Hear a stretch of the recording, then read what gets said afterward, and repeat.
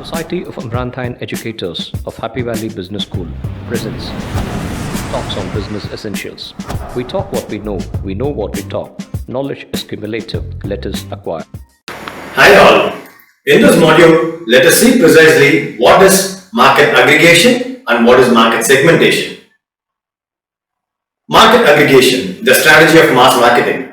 When marketers follow the strategy of market aggregation, also called as market mass marketing or undifferentiated marketing, the total market is not divided into segments. Rather, a single marketing program is used to offer the same product to all consumers.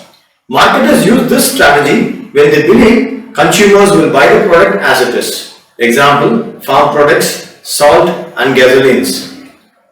Market aggregation approach is used when consumers perceive little or no difference between products of different firms. For this approach to be successful, large number of people must have the same basic need or want. This approach is exemplified by Henry Ford's famous remark, "Market can have any color it wants as long as it is black." Market segmentation, the strategy of subdividing the market. When marketers use segmentation strategy, they view the particular market as consisting of smaller parts whose members share certain characteristics. Market segmentation thus involves breaking down a large heterogeneous market into small, more homogeneous segments. Example here is what Porsche did. It targeted 3 lakh of the 80 million US car owners.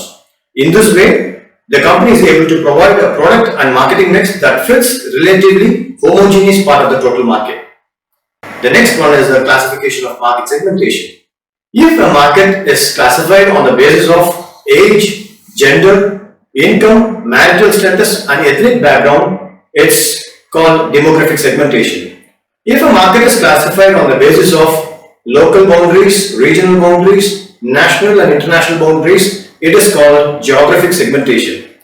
If a market is classified on the basis of activities, attitudes, personalities and values, it is called psychographic segmentation. If a market is classified on the basis of benefits, patterns and usage rates, it is called as behavioral segmentation. Now let us see some new dimensions of segmentation. The first one is the need-based segmentation, which is further classified into functional needs, emotional needs and value alignment.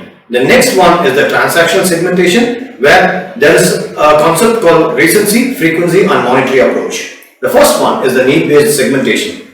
Customers' needs are diverse and fluid, and without effective customer segmentation, companies fail to understand what customers to target and how to win with them. Need-based segmentation helps to unlock growth opportunities. Now, it's the functional needs. The most basic need that you can market is a functional need. When you show how a product fulfills a functional need, you are demonstrating that it fills a practical need in the consumer's life.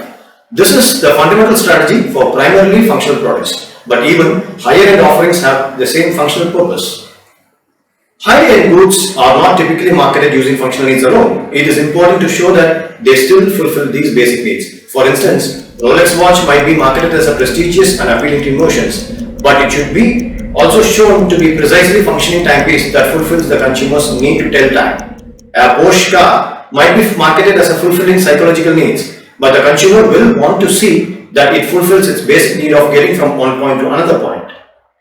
The next one is the emotional needs. Emotional needs are desires that consumers experience.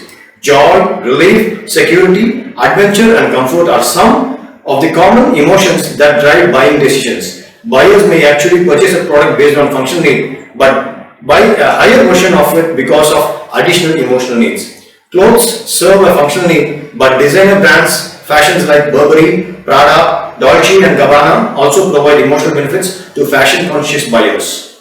The next one is the value alignment.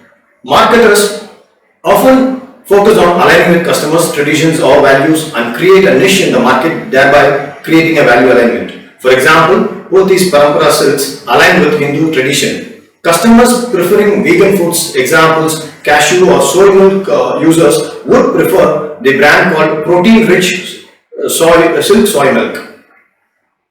The next one is the transactional segmentation. Recency, frequency and monetary is often used in segmentation space, where you identify customers based on the recency of their last purchase. the total number of purchases they have made called frequency, and the amount of money they have spent called monetary. This approach is often used to identify your high value customers. Example, premium apparel boutiques like Tommy, Calvin Klein, Louis Vuitton often use this strategy. Now, this is a precise video on market aggregation and segmentation. Stay tuned for updates. Thank you.